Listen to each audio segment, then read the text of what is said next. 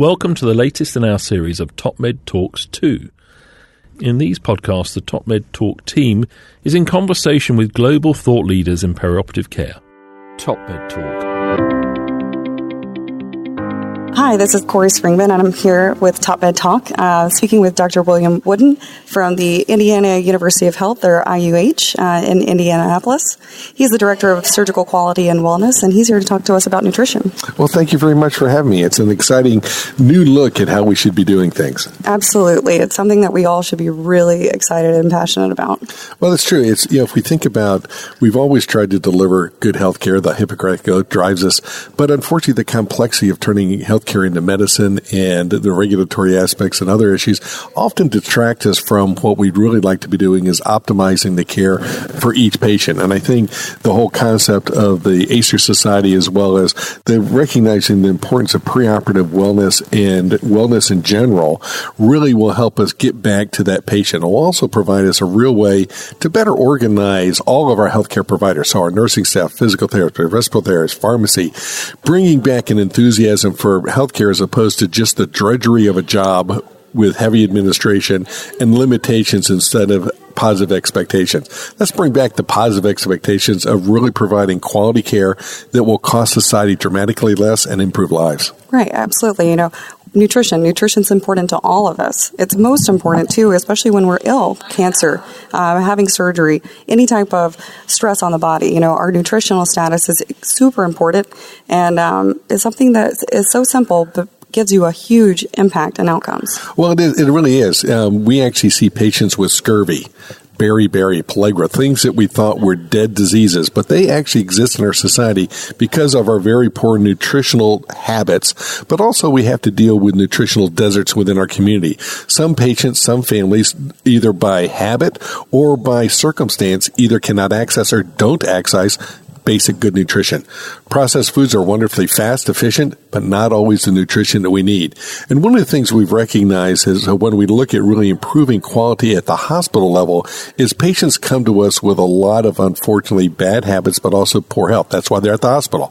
If we look at it from a nutritional standpoint, this really gives us a real opportunity to, one, improve that patient's health and outcome, and then to reset their health and outcome for when they go home. So working with that patient, working with the family, hope will then be very contagious, and I like to be contagious with enthusiasm, to then get people to change in a positive way. Show them how well they can change their lives and how much better they can feel with some simple things, getting up and moving, some little bit better nutrition, and getting them to recognize that good nutrition is not expensive. A lot of people have misconceptions that good nutrition is expensive. No, actually it's cheaper than fast food. So those are important things. And one of the things we've done in Indiana is we very much believe in the enhanced recovery processes. We also recognize that there were some real deficits in basic things that we can implement. And one of those was immunonutrition. So let me pause you right there. So tell us a little bit about your background. Yeah, so my background is I was general surgery trained and then surgical oncology and microsurgery trained and then plastic surgery trained. And my whole career has been based on basically dealing with those more complex reconstructive challenges. So for the patients that have had operative complications due to other processes, trauma, cancer, congenital abnormalities, I've really enjoyed that more complex reconstruction. So with that, I'm constantly faced with people who have not had the best of outcomes. And what I recognized very early is many of those adverse outcomes were due to very poor nutrition. Poor nutrition before they had the event or then afterwards. It's often very difficult to feed a patient who is ill, sick, or has trying to recover from a trauma. Things don't work. And so then how do we make sure that your body gets the fuel it needs? If you think about our bodies as an engine, and it's a wonderful machine, but it has to have all the right things. We have to be able to oxygenate. We need to have to be able to deliver things to our cells. So we need circulation. And then we need the building blocks of recovery. And those are your nutrition. So your micronutrients, your proteins, on all those things that let us really recover from an illness or injury. So within your health system, we have to have some baseline data to help drive what we want to implement, as well as the change in our outcomes. Tell us a little bit about that. Yeah, so when we looked at our patients, we recognized that, one, we had a real opportunity to do better. The other thing is we looked at the data.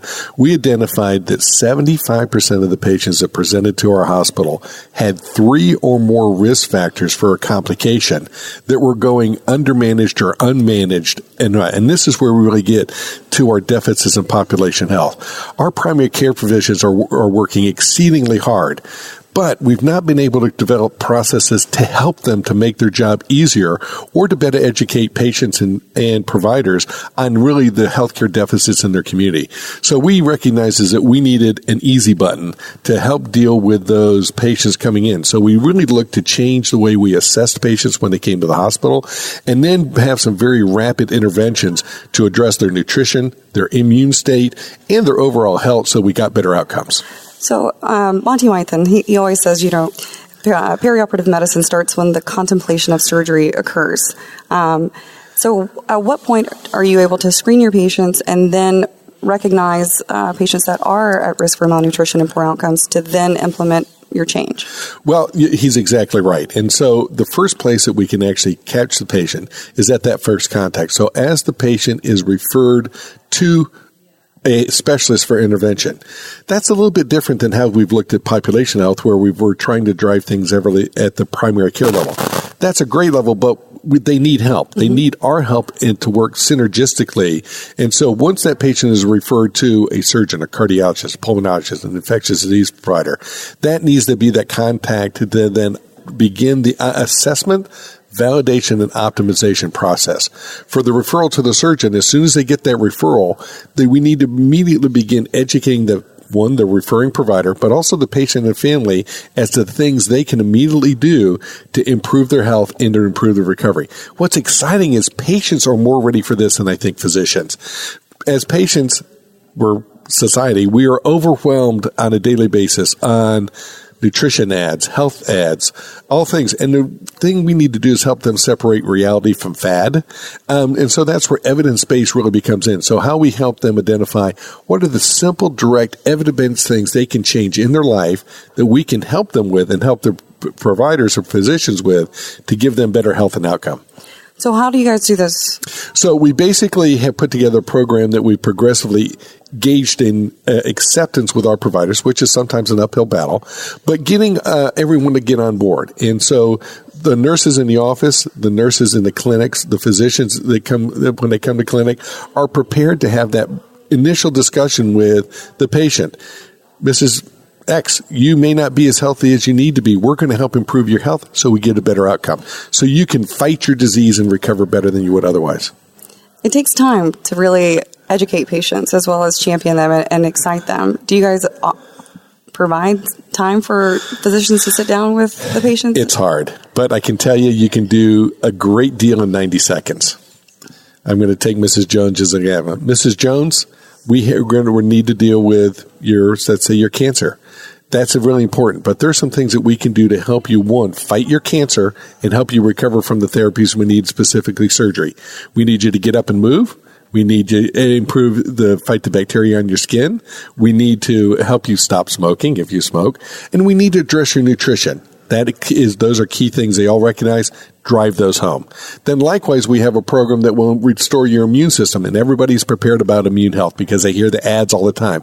But we now have evidence-based products that we can actually use to stimulate your immune system to help you heal and fight your cancer.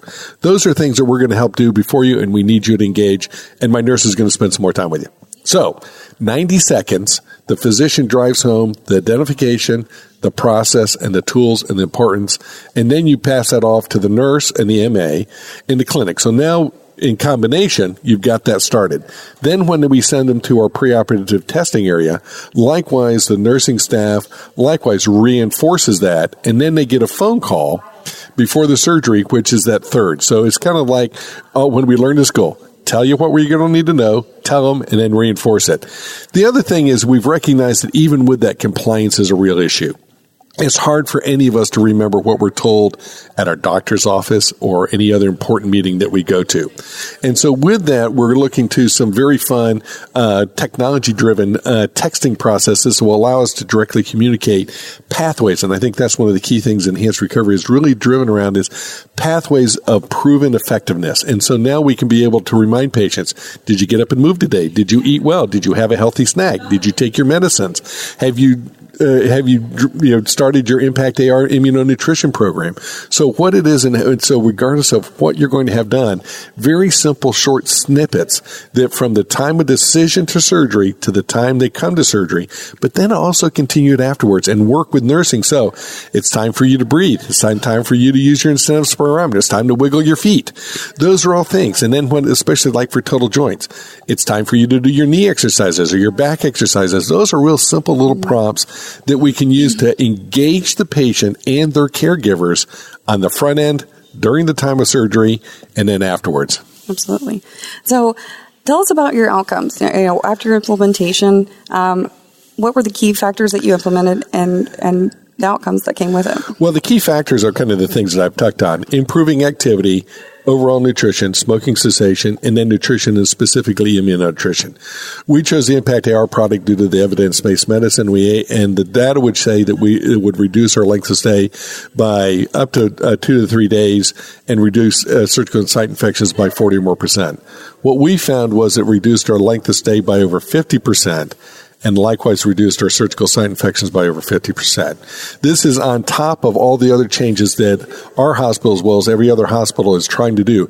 Every system is trying to improve care on many facets, but what we found was this really augmented every effort that was all being done elsewhere and actually gave us a 50 to 60% reduction in the key risk factors or what we call harm events. And if you look from 2015 to now, we've been able to reduce our harm events in our system by 78%. Wow. That was more than I ever expected. I was hoping for a 10, 20, 30, maybe 40% reduction.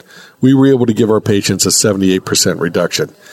If you think about it, think of the dramatic change and improvement for that individual patient, their family, the reduction in their cost.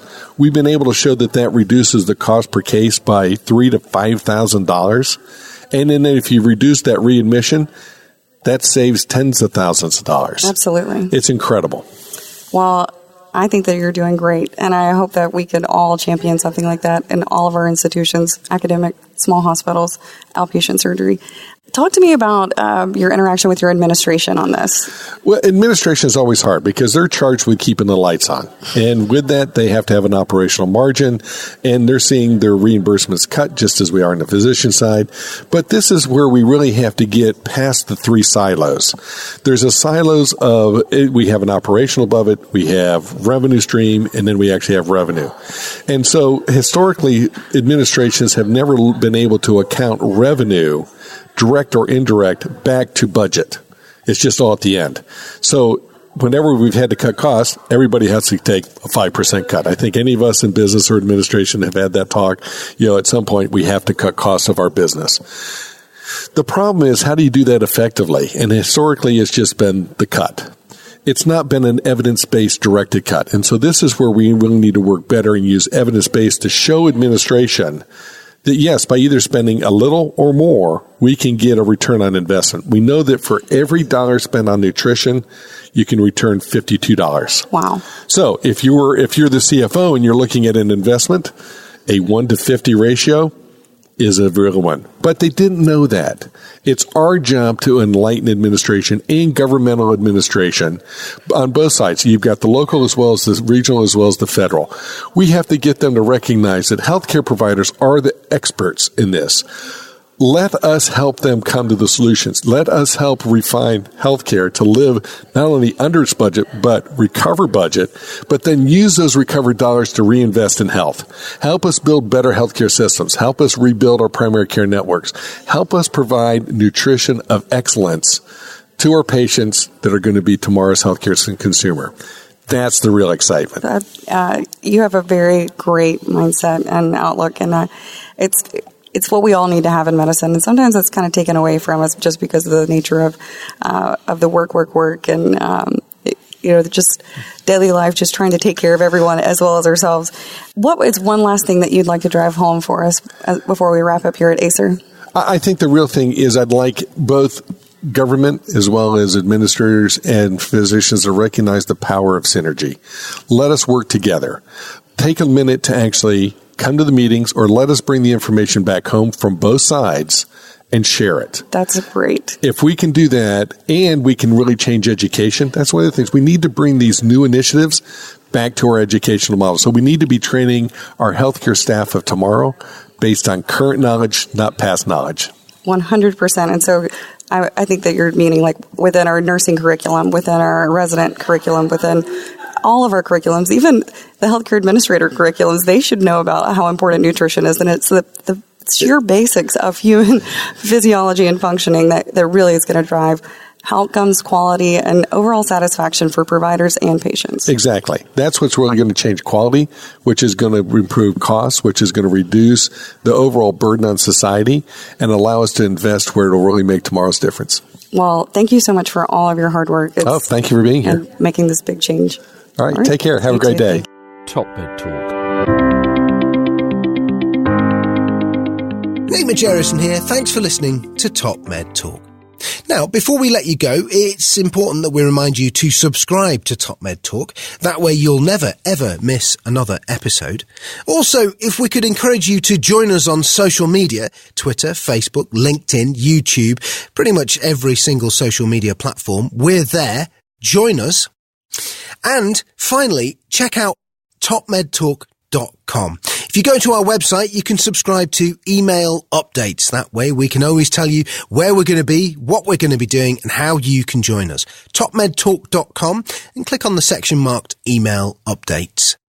Finally, TopMedTalk is proud to act as the broadcasting arm of EBPOM, Evidence-Based Perioperative Medicine. We'd love you to find out more about them as well. ebpom.org is their website. That's ebpom.org.